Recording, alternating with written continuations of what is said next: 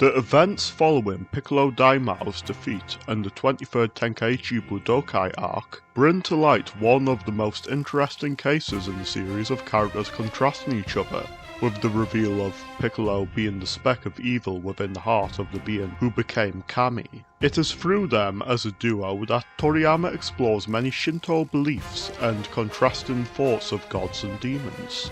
We see the differences between Piccolo Daimao and Kami from the moment the latter appears. As expected of beings so opposite as a Kami, those that are gods or spirits in Shinto, and a Daimao, a title for any demon ruling over a host of them. The Daimao wears dark clothing with the Ma kanji of a demon on his chest, and strove to eventually become young again, whereas the Kami wears a white robe of purity with the kanji for God that can be either read as Shin or, in this context, Kami, and is content to age naturally. Them being the yin and yang of a greater whole, yet to reunite couldn't be more obvious, but this contrast goes far deeper than such surface level observations. How they became separate along with the lifelink they share are rooted in Buddhist ideas of spiritual nature with a hint of Shinto. Through an unspecified type of intense shugyo, their original self expelled a trace amount of evil he had that became Piccolo.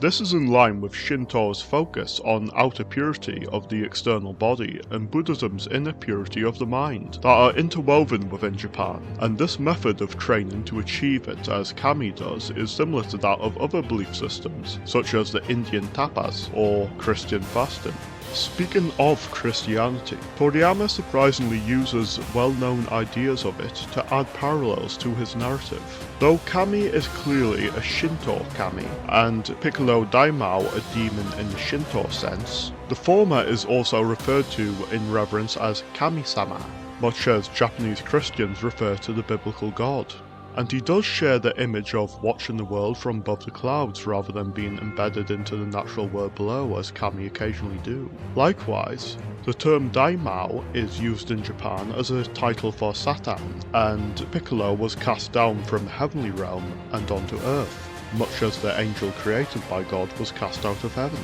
In a similar yet different aftermath, Kami is incapable of stopping the Daimao due to their lifelink and relies on the strength of a mortal to defeat him, much as God chooses not to easily destroy Satan in order to test humanity.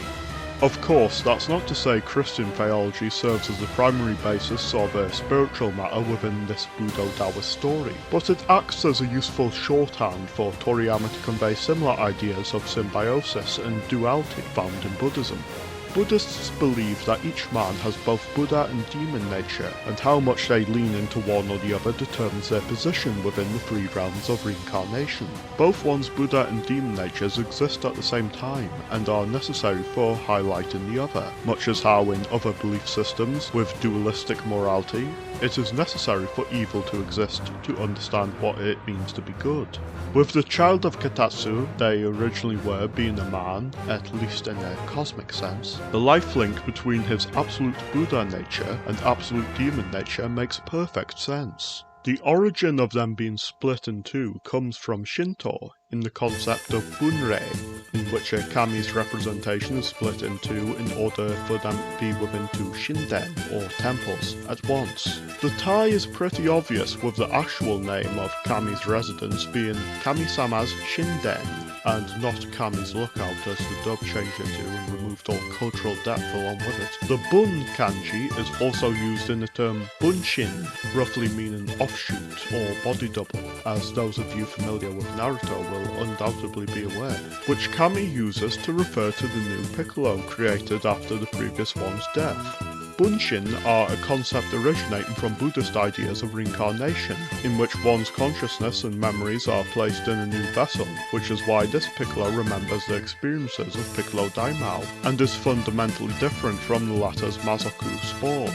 Kami and Piccolo Daimao are bunshin formed by a bunrei, and the new Piccolo is a bunshin of a bunshin. With that out of the way, we can talk about the part this plays in the 23rd Tenkaichi Budokai. We can tell the Bunshin Piccolo has changed his mindset compared to his previous incarnation. Whereas Piccolo Daimao was overt in immediately storming the capital of the world's government as soon as he regained his youth, this new Piccolo takes a more indirect approach to get Goku where he needs him for a vengeful rematch. Though changes such as this and his counter for the Mafuba can be seen as merely learn from his mistakes as a normal person does, we are shown this Piccolo is still his own being and not purely the same Piccolo Daimao. How can he be both Piccolo Daimao and his son independent of Daimao at the same time? It comes down to the Buddhist idea of the mind stream, or one having slight memories of their past life, but with Piccolo's mind stream not being clouded at all.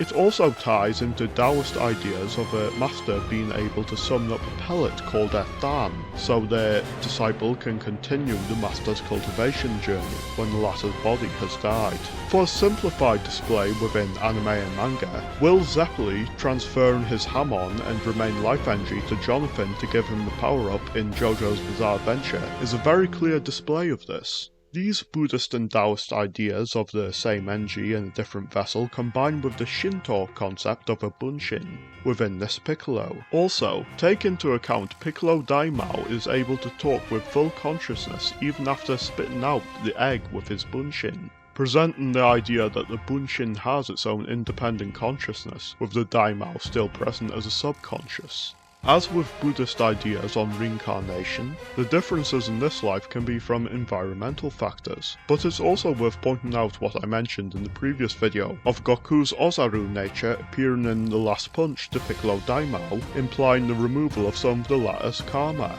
Quite simply, the new Piccolo isn't the purely evil being the previous one was, as we are noted blatantly in the next story arc. We can see the difference in personalities and mindset between Piccolo Daimao and his bunshin from how they talk alone. Piccolo Daimao shows his age in using the pronoun washi, often used by old men, whereas what would become simply known as Piccolo refers to himself with the brash, youthful ora, as Goku does. It is also difficult for one to imagine Piccolo Daimao offering a compliment to a human's capabilities without it being backhanded, whereas Piccolo sincerely compliments Kuririn's capabilities both publicly and privately, as well as bothering to remember and refer to him by name. In short, Piccolo is not only less evil than Piccolo Daimao, but possesses greater Budo principles. Speaking of Budo principles, this is where a difference between Piccolo and Kami comes into play, with Piccolo striving to perform greater shugyo after Daimao's death, whereas the Kami, who was far more powerful than the speck of evil he removed, became complacent with his position and allowed Piccolo's ki to far surpass his. This ties into ideas of Kami's role and the ever-changing nature of one's Buddha and demon nature. Some have criticised Kami's dilemma of not actively stopping the problem of his own creation, or his misgivings on suffering of humanity seem disingenuous due to his inaction, which I can't really agree on. Unlike in the anime, we are not sure how long Daimao's first rampage lasted, and it may not have been until the end of the 23rd Tenkaichi Budokai that Kami saw it as enough of a never-ending threat to risk the punishment of bringing about their mutual death. He also clearly cares for his own life and state in the afterlife, despite being a purely good being, and I find many ignoring this self-preservation under normal circumstances and believing he should have been sacrificial as soon as feeling guilt of his bunshin's deeds are actively painting Toriyama's characters as one-dimensional in a very bad faith perspective. Much as one can always change in how much Buddha or demon nature they have, the absolute purity of Kami lowers in his self-interest preventing his sacrifice, and him not desiring to improve after the shugyo to bring about the bunrei, whereas the absolute evil of Piccolo Daimao is gradually removed with the journey of Piccolo, one ascending up the Buddha path as the other descends. This also adds to Goku's refusal to become the new Kami at the end of the arc, as the shugyo journey requires one to constantly push forward to ascend, when in the heavenly realm there isn't much further to go, at least until the series expands beyond the confines of Earth in the next arc and beyond, which shows why Kami's shugyo went downhill after the bunrei. Even after 2 videos, I am not yet done in talking concurrently about Piccolo's nature, role and psychology. As we move into what some may call the Z part of the manga, with the Saiyan arc, We will go over how it explores a concept of duality and conflict, less so in a spiritual context, and more so in psychological matters. Also, an alternative idea for the focus of this arc for a video was on Chi-Chi's characterization and an overall character analysis. So do say if you would like to see such a video in the future.